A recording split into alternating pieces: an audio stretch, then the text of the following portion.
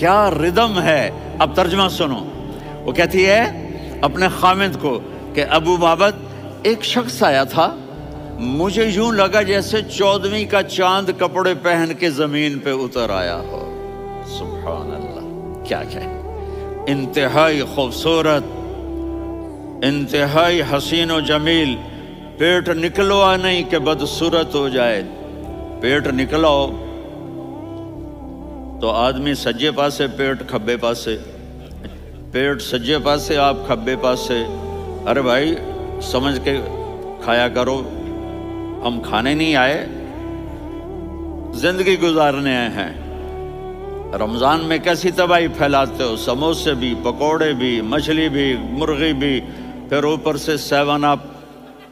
وہ کہتے ہیں وہ اس میں تو گیس ہوتی ہے، اس کا گیس باہر نکلتی ہے تو